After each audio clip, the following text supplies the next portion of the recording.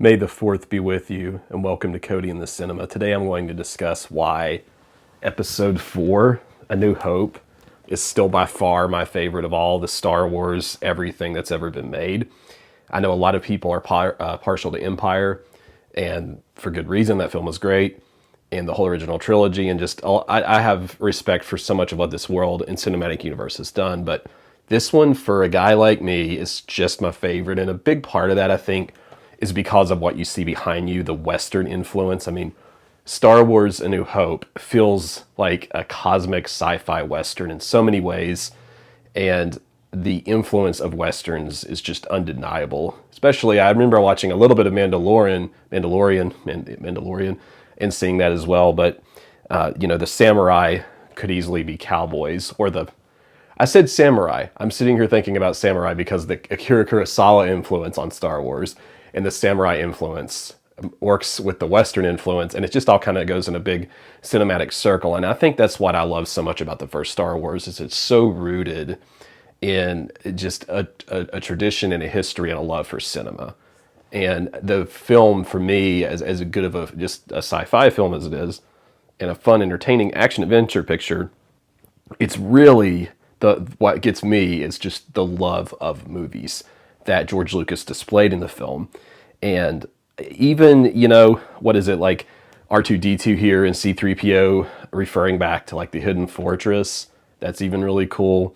Another reason why I think A New Hope has always lived on for me and why I've seen it the most of all of them, some of that's circumstantial. My dad had an old copy of it, and he would sometimes put it on, and I think it was the one that I was able to check out the most from the local library, or however it was I got a copy. But the Alec Guinness, is a really a big part of the Star Wars universe for me at Obi-Wan Kenobi, and I have always felt like he was the heart and soul of Star Wars. When he starts talking about the Force in this, dilapidated old room where he's showing this young boy this lightsaber, I mean, that feeling and what that means extends well beyond just the Star Wars universe. It almost feels like, the Western Shane, which I talk about sometimes. Shane and teaching the young boys some things with his gun. And beyond that, I think all of the character reveals in the first one all are so substantial and significant, whether it's Darth Vader coming in the opening shot, or when we first see Princess Leia, or, of course, Sir Alec Guinness.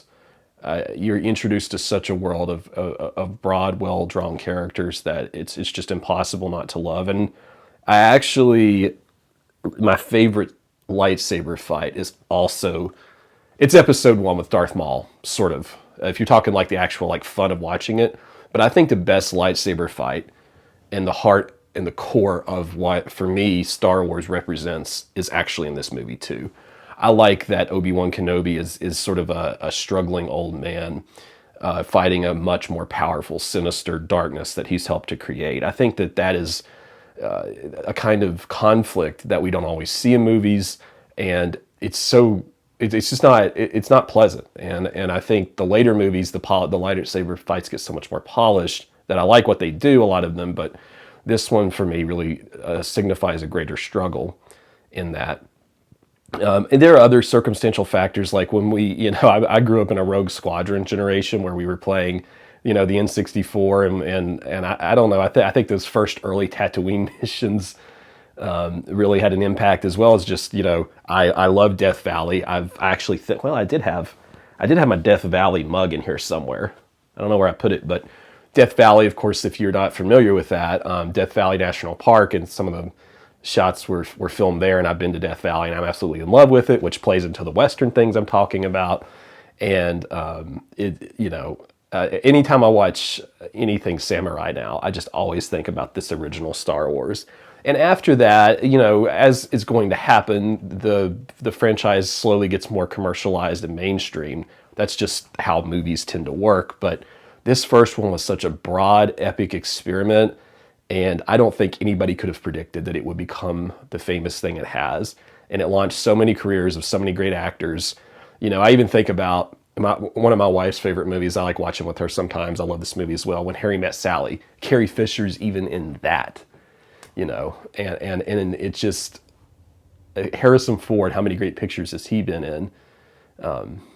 I just don't think there's anything else in movies that will ever quite be what this is in terms of inspiration, in terms of, you know, what it created behind it. And I really like it. And this is actually the only 4K Star Wars that I own.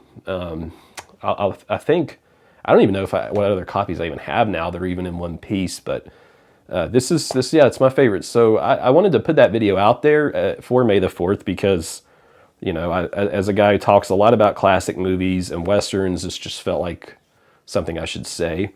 And yeah, I wanted to hear your thoughts about May the 4th, Star Wars, which one's your favorite? I have a couple of friends who really love the prequels, and we've been talking about that. That's interesting. I grew up on the prequels. I liked them at the time. I still do, to a point, you know.